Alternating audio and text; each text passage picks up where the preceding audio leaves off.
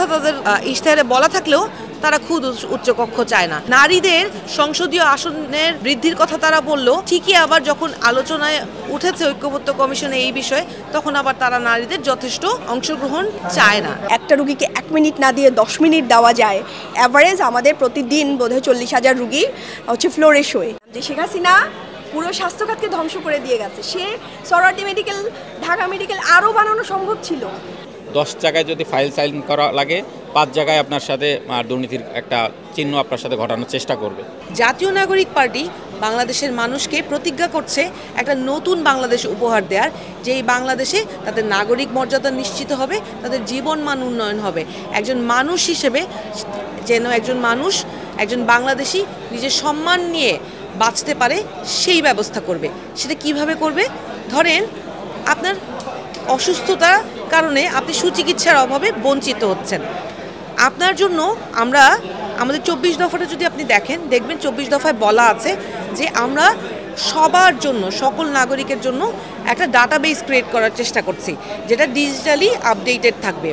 সেই ডাটাবেসের মাধ্যমে আমরা সকল নাগরিকের যে শিক্ষা এবং স্বাস্থ্য ব্যবস্থা, সেই স্বাস্থ্য ব্যবস্থা সুনিশ্চিত করার চেষ্টা করব, এবং প্রত্যেক নাগরিক যেন সরকারিভাবে তাদের স্বাস্থ্য সুরক্ষা এবং চিকিৎসার যে অধিকার, সেই নিরাপত্তাটা পায়, সেইটা আমরা এনশিওর করার চেষ্টা করব।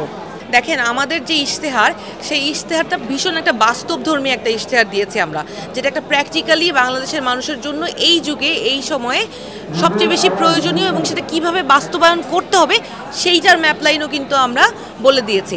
আমরা অন্যদের মতো ধরেন একটা দলের ABCD এতগুলো ধারা আছে, তাদের ইশতেহারে বলেন বা তাদের দফায় বলেন পরিবর্তনের কথা তারা বলেছে, কিন্তু উচ্চকক্ষর কথা তাদের ইশতেহারে বলা থাকলেও তারা খুদ উচ্চকক্ষ চায় না। নারীদের সংসদীয় আসনের বৃদ্ধির কথা তারা বললো, ঠিকই আবার যখন আলোচনায় উঠেছে ঐক্যমত্য কমিশনে এই বিষয়ে, তখন আবার তারা নারীদের যথেষ্ট অংশগ্রহণ চায় না। আমরা ডাক্তারদের, ওই সিনিয়র ডাক্তারদের ভিজিট নিয়ে কথা না বলে আমরা যদি স্বাস্থ্য খাতের আমূল পরিবর্তন নিয়ে কথা বলি, যে আসলেই স্বল্প মূল্যে যে সরকারের যে ব্যবস্থা আছে, এই ব্যবস্থাটাকে কিভাবে উন্নত করা যায়, এই ব্যবস্থায় আরও কিভাবে জনসাধারণের সম্পৃক্ততা আনা যায়, একটা রুগীকে 1 মিনিট না দিয়ে 10 মিনিট দেওয়া যায়।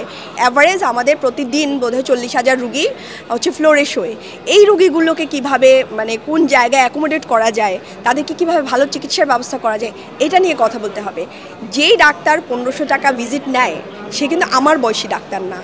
হ্যাঁ, সে 1500 টাকা কিন্তু তার ওই মানে একটা ওষুধ লিখে দিচ্ছে তার না, সে 1500 টাকায় তার 65 বছরের জীবন বিক্রি করে। আপনাকে নিশ্চিত করতে হবে যেই ডাক্তার চেম্বারে ফুল টাইম দিয়ে ভিজিট দিয়ে দেখে, সেই ডাক্তার যেন হসপিটালেও ওই পরিমাণ টাইম পায়, ওই পরিমাণ স্পেস পায়, ওই পরিমাণ সুযোগ সুবিধা দিয়ে একটা রুগীকে দেখতে পারে। আর এটার জন্য ডাক্তারদের দায়ী করার চেয়ে আমার মনে হয় সিস্টেমকে দায়ী করার উচিত। স্বাধীনতার 55 বছর 53 বছরে আসলে কি পরিবর্তন হয়েছে বাংলাদেশে? কিছু পরিবর্তন হয়েছে। শেখ হাসিনা যে পরিমাণ টাকা লুট করেছে, সেই টাকা দিয়ে বাংলাদেশে আরও 20টা ঢাকা মেডিকেল বানানো সম্ভব ছিল, সেটা তো করে নাই। আপনারা এগুলো নিয়ে কথা বলেন যে শেখ হাসিনা পুরো স্বাস্থ্য খাতকে ধ্বংস করে দিয়ে গেছে। সে সরওয়ার্দী মেডিকেল, ঢাকা মেডিকেল আরও বানানো সম্ভব ছিল, সেগুলো বানায় নাই, তারা নিজেদের পকেটে নিছে। রাষ্ট্রের স্বাস্থ্য খাত হবে এমন যে যখন প্রসব বেদনায় কোনো মা কাঁদবে,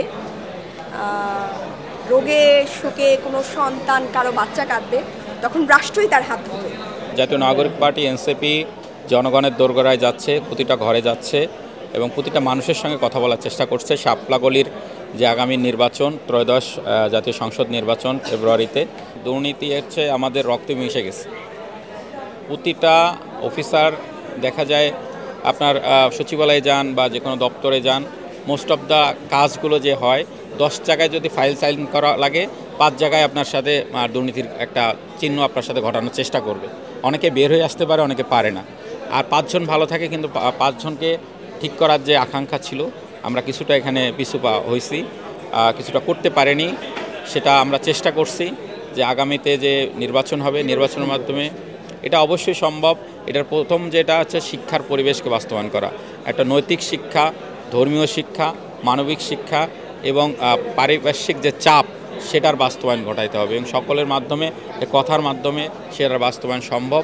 এবং আমরা নতুন যে বাংলাদেশের যে চাহিদা অনুভব করছি, এই তারুণ্যের যে জয়গান, সেটা সম্ভব হবে যদি আমরা সঠিকভাবে সেটার বাস্তবায়ন করতে পারি। আসলে আমাদের বাংলাদেশ এত বেশি ঘনবসতিপূর্ণ এলাকা, আমরা যদি আমাদের জনশক্তিকে জনসম্পদ না করতে পারি তাহলে আমরা আসলে স্টেট হিসেবে ব্যর্থ হব আর কি। তো যেমন আমাদের এলাকায় তাঁত শিল্প আছে, তো তাঁত শিল্পের যে ব্যাপারটা যে তাতে বিনিয়োগ খুব কম হয়। তো বিনিয়োগ কম হওয়ার কারণে সেই তাদের যে তাঁতিদের যে সন্তানেরা যারা বংশ পরম্পরায় তাঁতটাকে ধরে রেখেছে, তারা দেশের বাইরে ছেলে মেয়েদেরকে পাঠিয়ে দেয়। কিন্তু আমাদের যেটা মনে হয় যে দেশের বাইরে থেকে রেমিটেন্স আছে, সেটা একটা বড় প্লাস পয়েন্ট। কিন্তু তাছাড়াও তাদেরকে দেশেই কর্মসংস্থান করে দেওয়া সম্ভব যদি সেখানে সঠিক বিনিয়োগ হয় এবং সরকার একটা সঠিক পলিসি করতে পারে, এবং রাজনীতিবিদরাও সেখানে তাদেরকে হেল্প করতে হবে যে পলিসিটা যাতে সঠিকভাবে ইমপ্লিমেন্ট হয়। আমরা যদি তাতে আরও বেশি বিনিয়োগ করি, সুতার দাম কমাতে পারি, সুতা যদি আমাদের দেশেই উৎপন্ন হয়, তাহলে এই জিনিসগুলো অনেকাংশে সলভ হয়ে যাবে। আপনারা জানেন যে আমাদের সিলেট দীর্ঘদিন ধরে অবহেলিত। সিলেট প্রবাসী অধ্যুষিত, সিলেট খনিজ সম্পদে ভরপুর, সিলেট পর্যটন শিল্পে সমৃদ্ধ, কিন্তু দীর্ঘদিন থেকেই সিলেট অবহেলিত। এই যে অবহেলিত সিলেট জনপদ, এই অবহেলা দূর করার জন্য আমি সবাইকে নিয়ে ঐক্যবদ্ধভাবে কাজ করতে চাই। আসলে আগামী নির্বাচনের সমীকরণটা একটু ভিন্ন। গত 16 বছরে আমরা যেটা দেখেছি সেটি হচ্ছে সাধারণ মানুষের নির্বাচনে অংশগ্রহণ ছিল না বললেই চলে। নির্বাচন তেমন কোনো উৎসব মুখর ছিল না এবং নির্বাচনের যে আমেজ সেটিও হারিয়ে গিয়েছিল। সেই হারিয়ে যাওয়া যে আমেজ সেটি আমরা ফিরিয়ে আনতে চাই এই নির্বাচনের মধ্য দিয়ে। আমরা জানি গণঅভ্যুত্থানের মধ্য দিয়ে নতুন একটি বাংলাদেশের সূত্রপাত ঘটেছে এবং নতুন বাংলাদেশের সাধারণ মানুষের যে প্রত্যাশা, যে আশা আকাঙ্ক্ষা, সেটিকে সামনে রেখেই সেটিকে প্রাধান্য দিয়ে আগামী দিনের নির্বাচনকে আমরা উদযাপন করতে চাই। বিশেষ করে ঢাকা 10-এর কথা যদি বলি, আপনারা জানেন ইতিমধ্যে ঢাকা 10 নির্বাচনীয় যে প্রচার প্রচারণা সেটি বিভিন্ন সংগঠন থেকে আমরা দেখতে পাচ্ছি। আমরা জাতীয় নাগরিক পার্টি এনসিপির পক্ষ থেকে এখন পর্যন্ত আনুষ্ঠানিকভাবে কোনো প্রচারণায় আমরা নামিনি, কিন্তু আপনারা দেখেছেন আমরা প্রচারণায় না নামতেই জনগণের মধ্যে জাতীয় নাগরিক পার্টিকে এনসিপিকে নিয়ে যে পরিমাণে উৎসাহ উদ্দীপনা কিন্তু এবং যে পরিমাণে মানুষের মধ্যে একটি মনোভাব দেখা যাচ্ছে, তাতে করে মনে হচ্ছে যে আগামী দিনে জাতীয় নাগরিক পার্টি তথা এনসিপি ঢাকা 10-এ ধানমন্ডি, নিউ মার্কেট, কলাবাগান এবং হাজারীবাগ এলাকার মানুষ তাদের সচেতনভাবে আমাদেরকে সাদরে গ্রহণ করবে।